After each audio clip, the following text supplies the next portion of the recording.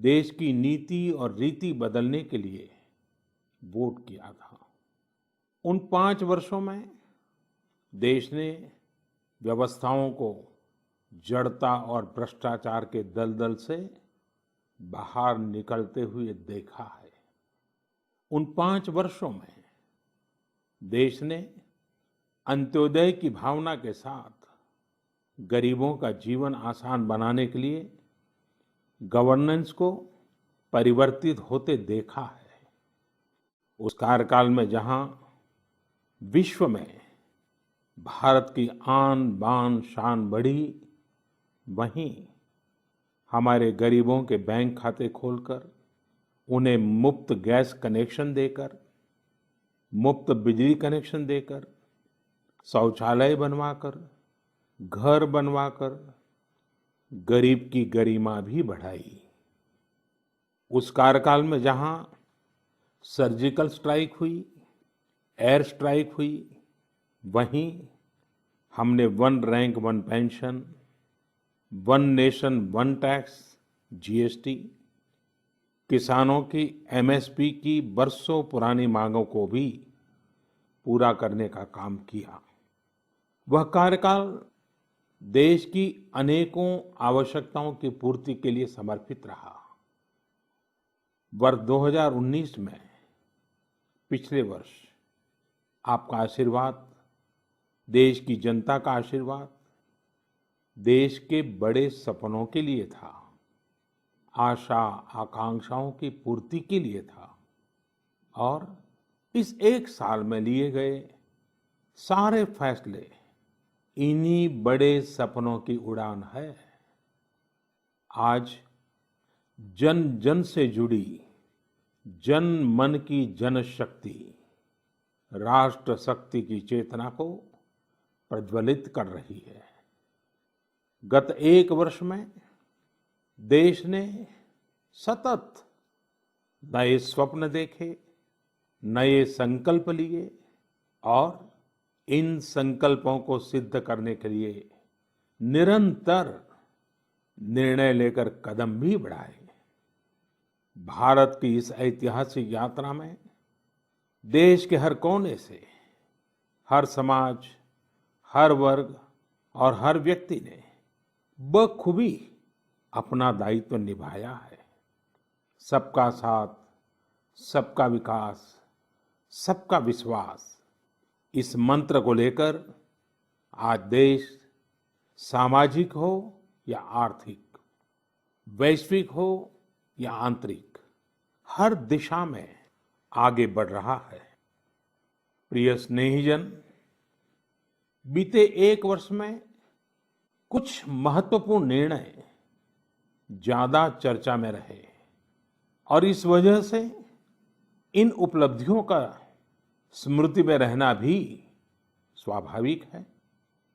राष्ट्रीय एकता अखंडता के लिए आर्टिकल 370 की बात हो, सदियों पुराने संघर्ष के सुखद परिणाम राम मंदिर निर्माण की बात हो, आधुनिक समाज व्यवस्था में रुकावट बना ट्रिपल तलाक हो, या फिर भारत की करुणा का प्रतीक नागरिकता संशोधन कानून हो, ये सारी उपलब्धियां आप सभी को स्मरण है।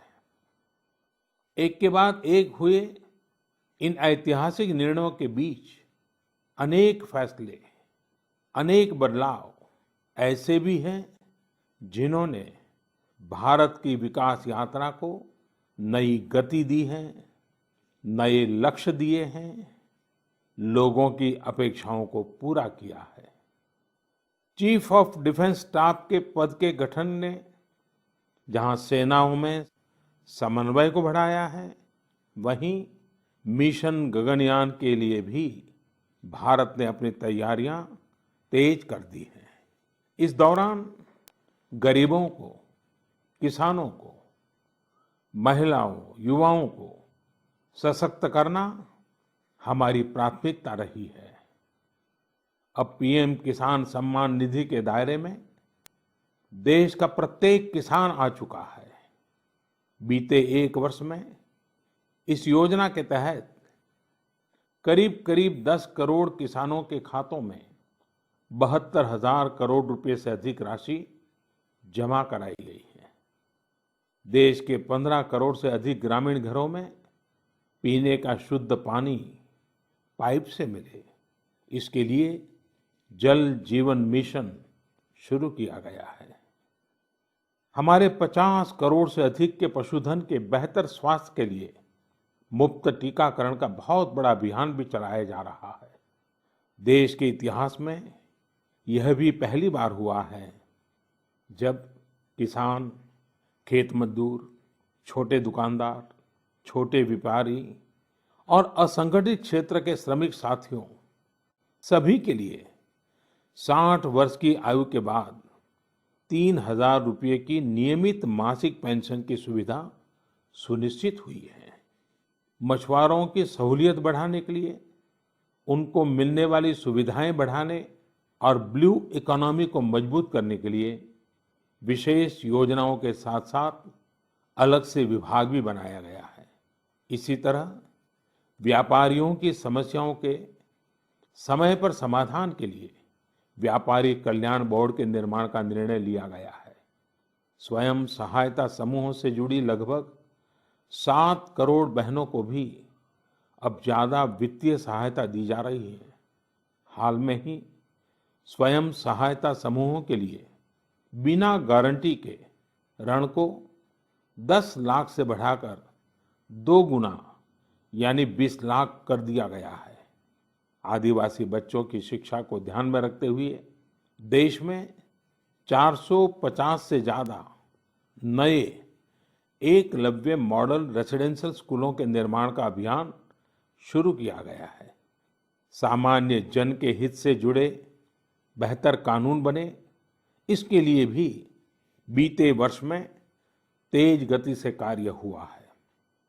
हमारी संसद ने अपने कामकाज से दशकों पुराना रिकॉर्ड तोड़ दिया है।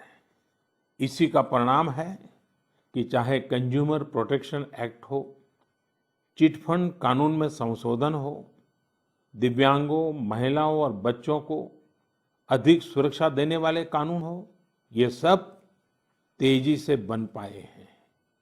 सरकार की नीतियां और निर्णयों की वजह से शहरों और गांवों के बीच जो खाई है वो कम हो रही है। पहली बार ऐसा हुआ है जब गांव में इंटरनेट का इस्तेमाल करने वालों की संख्या शहर में इंटरनेट इस्तेमाल करने वालों से 10% ज्यादा हो गई है। देश हित में किए गए इस तरह के ऐतिहासिक कार्यों और निर्णयों की सूची बहुत लंबी है। इस पत्र में सभी को विस्तार से बता पाना संभव नहीं, लेकिन मैं इतना अवश्य कहूंगा कि 1 साल के कार्यकाल के प्रत्येक दिन 24 घंटे पूरी सजगता से काम हुआ है, संवेदनशीलता से काम हुआ है, निर्णय लिए गए हैं। प्रिय स्नेहीजन, देशवासियों की आशाओं आकांक्षाओं की पूर्ति करते हुए हम तेज गति से आगे बढ़ ही रहे थे। तो प्रधानमंत्री का ऑडियो संदेश दिया गया जिसके अंदर कई बातों का जिक्र किया गया। पीएम मोदी ने राम मंदिर का भी जिक्र किया।